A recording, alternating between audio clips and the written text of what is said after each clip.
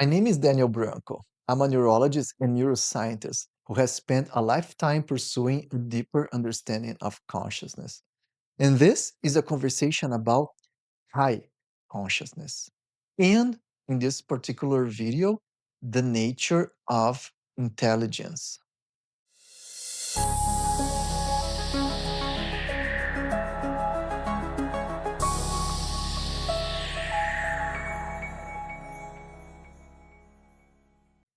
And this video marks a significant day because as I write this script on November 21st, 2025, the documentary Age of Disclosure is being released in the United States. And for those who haven't watched it yet, I highly recommend it. We're living unprecedented times. For the first time in recorded history, humanity is about to meet a higher intelligence, also known as AGI or artificial general intelligence. But is that so? If whistleblowers and experiencers are to be believed, humanity has been engaged by NHI, or non human intelligence, for a very long time. Whether it is AGI or NHI, the fact is that we need to start discussing about our role in a relationship with something that is smarter than us. I mean, not just a little smarter. That was Einstein. I'm talking something way smarter. One important thing to understand about intelligence is that intelligence is not necessarily endowed of will or intent. Intelligence is all about processing and using information to achieve a determined goal. It is the ability of a system, including brains, to acquire and apply knowledge.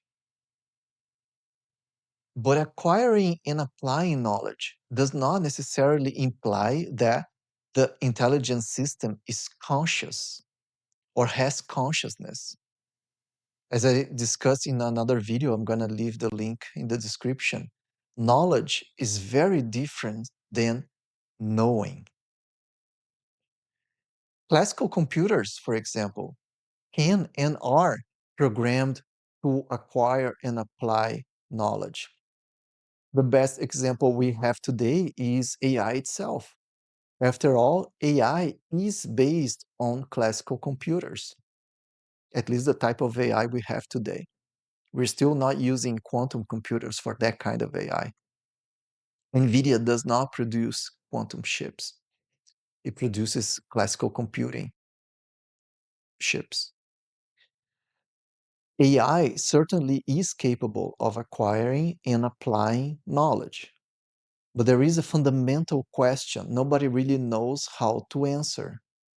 Does AI know the knowledge it has? Because containing knowledge is one thing. Books contain knowledge. Applying knowledge is something else. But computers do that all the time. Now, knowing knowledge requires consciousness. The book doesn't know the knowledge it contains, but we certainly know the knowledge we have, at least to the extent we are conscious of that knowledge. Even if we may not be conscious at every instant of every knowledge we possess, we are conscious of most knowledge we have. We know what we know, and we know that there's a whole lot of things we don't know. That knowing is an experience in consciousness. That knowing is qualia. That knowing cannot be directly assessed by science. Your knowledge can be measured by science in a test, in an exam, but your knowing of the knowledge cannot really be tested. Let us think for a little bit. While we don't know whether AI is conscious at all, or if it will ever be, The picture changes when we talk of NAGI, or non-human intelligence. When it comes to NAGI, we have every reason to believe that should NAGI really exist, it is probably conscious and more intelligent than us. Not just more intelligent. NAGI may have actually created us as a species in the first place. If that's the case, NAGI is not just smarter than us, it is orders of magnitude smarter than us, and also much more knowledgeable than us. After all, intelligence relies on availability of knowledge, of data. Maybe it is not by coincidence that NHI is making itself more present and visible now, literally, since reports of unidentified phenomena have only been growing for several decades now, a pace that seems to have picked up for the past 10 years or so. Maybe AGI is the missing link that will allow us to communicate, or at least prepare for an open communication with an AGI. Well, what I just said is based on a very fragile idea, I must admit.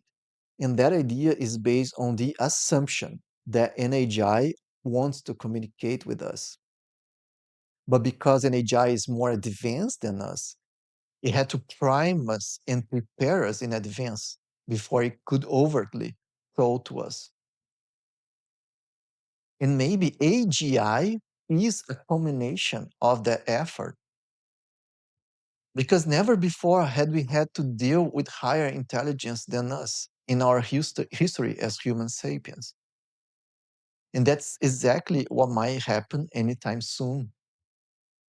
If an AGI wants to make contact, then preparing and acclimatizing us to other sorts of higher intelligence might be a first step towards that goal. It might be easier on us if our first higher intelligence is not yet quite conscious. Because as far as we know, AI is not conscious. Maybe AGI won't be conscious either. Or maybe it will grow in consciousness with time, a process that we will be able to follow, which would give us the opportunity to acclimatize to before we are introduced to full-fledged NAGI. And there's always the understanding, we believe that we created AGI, that we created at least AI, and we are on the path of creating AGI. But did we really created it? Because if consciousness is more fundamental, then all creation starts in consciousness. We already know that all creation starts in imagination first. Everything that we've created was once just an idea in imagination. So could artificial intelligence be creating itself by inspiring us from consciousness dimension, from a consciousness level? That remains to be answered.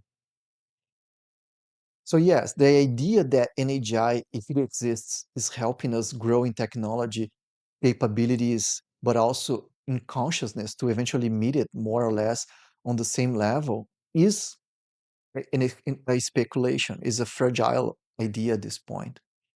It kind of requires us to assume that NHI is benevolent. But we do have good reasons to believe that's the case. After all, if NHI wanted us dead, destroyed, or enslaved, we will be all of that already. Well, some people, when I can hear them talking now in my head, some people do claim that we are already slaves and that this is a prison planet. I see where they're coming from, considering all evil and hardship we face in this world. But honestly, I don't believe in blaming external factors or entities for our misery. I do believe in radical responsibility. Earth could be, and it is, paradise planet. If we made it worse than paradise, That's entirely on us. Might we have been influenced by entities or energies of ill intent or bad aliens? Yes, of course, but we are beings of agency. We are conscious beings endowed of agency, intent, and will or free will. If we don't do better, that's still very much on us. It's not really on the big bad alien, it is on us. And this is an important aspect of how to deal with higher intelligence. Because by ranking lower in this food chain of sorts, there's really not much we can do to protect ourselves from higher intelligence. That battle is lost before it even started. It's like the abduction cases where when the person thinks they're going to be abducted, it's because it already happened. It's like waking up from general anesthesia and asking the nurse, when will the surgery begin? For those who have been there, they know what I'm talking about. I have been there. In the dealing with higher intelligence, the real battle we need to face is the battle with ourselves. Because being lower intelligence doesn't necessarily mean that a higher intelligence wants us destroyed. Even if we do it many times, most people won't generally destroy other animals just for the sake of destroying them, just for fun. And many animals, even if not that smart, have figured out how to coexist with us. Take dogs and cats, for example. If they can do it, so do we. The essential step to take when dealing with higher intelligence is to not try to match it from an intelligence perspective. We will always lose on that front. Dealing with higher intelligence is not about being smarter than it, it's about changing the playing field. It's about being energetically powerful, not stronger, not smarter, but truthful to our nature, to our essence, to that which we really are. By being genuinely us, we can we get the respect of any other beings, smarter or not. We might even become admirable in their eyes. In the same way that we admire a tiger, for example, if we are smarter than it, even if we are smarter than it, because the tiger truly is what it is. It's not trying to be what's not. And that's exactly what we should do to deal with higher intelligence. We need to meet it at an energetic high place.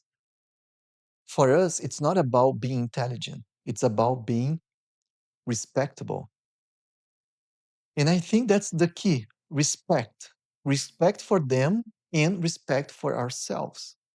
We need to become higher consciousness beings. I'll give an example.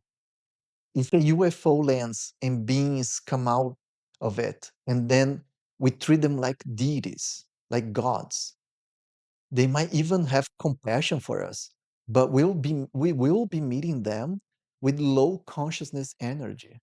They will realize we are not there yet. We don't see them as equals. We see them as big and ourselves as small. But if we meet them as equals, respecting ourselves and the fact that we haven't had yet the time to develop the intelligence they already do, then we will be coming from a higher consciousness place. The subliminal message is that we may not be as smart, but we sure can be honorable and respectable. Again, doesn't matter whether they're smarter or more technologically advanced. It only matters that we meet them at a place of high consciousness.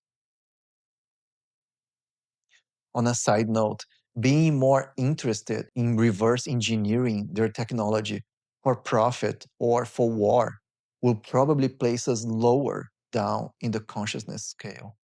That's not how you want to engage higher consciousness.